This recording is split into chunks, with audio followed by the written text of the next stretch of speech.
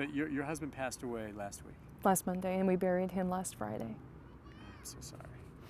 So the pictures that are on his phone, yeah. Before we get to the phone, I wanted to add, because you expressed this to me, you guys had phones, and before we get into what's on there, you talk about how you didn't share the same passcodes. No. We talk about why you didn't. I think a lot of people would agree. It's not strange. We didn't share each other's passwords because we had trust.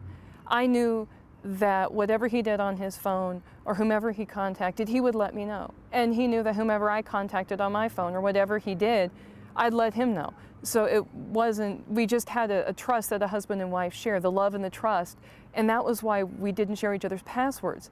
It wasn't that I ever thought to ask or he ever thought to ask. It was, here's my phone, look at it. That's the same way with me and my wife. So, I know where you're coming from, and that makes sense. So what is it? Okay, so after he passed, you realized, tell me about the phone, and what's so important that's on there? The phone said it required to be activated, and I didn't understand why it needed to be activated because we've had them for several months. So I just kept ignoring the request for activation because he was so sick, and I figured he would get better, and by then we would be able to activate it.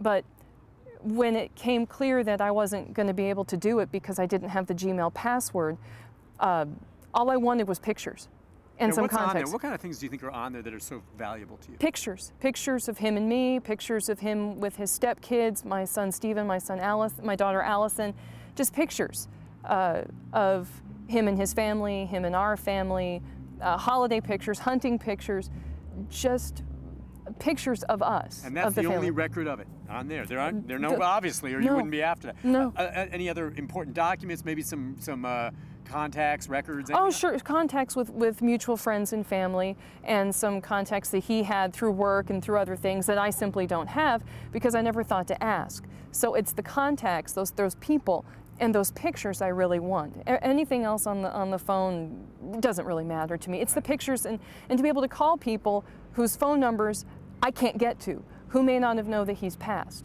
and maybe texting me or instant messaging me and wondering why, or Stephen, and wondering why he's not getting back to them and is concerned. Of course, I have a Facebook page, and I've been posting on my Facebook page, and Stephen and I were friends on Facebook, so I'm able to do some stuff, but it's just, I need these pictures and I need these contacts so that I can have these pictures for my kids and have these pictures for his family, his mom and his dad, sister and brother. Are you dealing with, then you reached out, when you realized you couldn't get on, is it Apple or Facebook that you had to deal Apple. with? Okay. I started with Verizon, with whom we have the phones, and they said, well, this is a Gmail issue, so you have to go to Apple. So I went to Apple, and every person told me, well, that's kind of beyond what I do, let me pass you along. And at every step of the process, Apple, the people said, the next person can get you a reset password. The next person can do it. I finally get to the last person whose email you hold in front of you, and he told me, first of all, the information may be gone because the phone's locked. And that just tore me up. I didn't understand it, but that was... Why is the phone locked? It was locked because you've attempted to open it? Because I've attempted to open it. Yeah, that's the problem that the FBI is having. If they attempt too many times, it could be erased. So you don't know if that security measure's on there. I don't know. But what did you think when he told you that? I was floored. I didn't know if Stephen had done that with his phone, but I've only tried a couple times, and I think it's up to 10 times, so I'm pretty sure the information's still there. I would spend the time and the money to go get a court order. Yeah, what did he say you needed? Tell me that. So he said you need a court order and the death certificate. So I said, find the death certificate. The court order needs to show that I have a right to the information on there, that I'm the executor of his estate, and that the information, I legally have a right to get to it. Now, since you saw that, or since you made this effort to get this, I think you've seen over the last 2 days what's happened at the national level. What did you think when you saw this Apple FBI lawsuit? When I saw that Apple was steadfast against helping the FBI get into the cell phone of the people who conducted this terrorist attack, my first thought was, if they won't listen to the FBI, a court order to solve a horrendous crime, why would a court order from a widow in small-town Cookeville, Tennessee mean anything to them?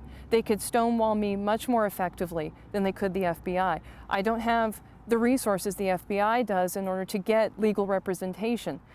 I just have what I can afford here in Cookeville, and the lawyers here are amazing, but it's a matter of time.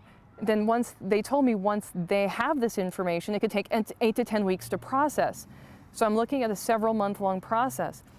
But the problem really is that if they're not going to listen to the FBI, they're certainly not going to listen to a widow who just wants access to pictures. I'm curious what your thoughts are, your opinion on this, and certainly you have a different point of view since the death of your husband in this issue, but do you understand both sides on this to some degree, or are you pretty much steadfast in the FBI's corner? Do you kind of understand the privacy issues that certainly would not apply to you as his widow, but to others? I mean, do you see what's going on? What's your take on that? I understand that Apple doesn't want to create a program that they say they don't already have because they're afraid of how the program will be used.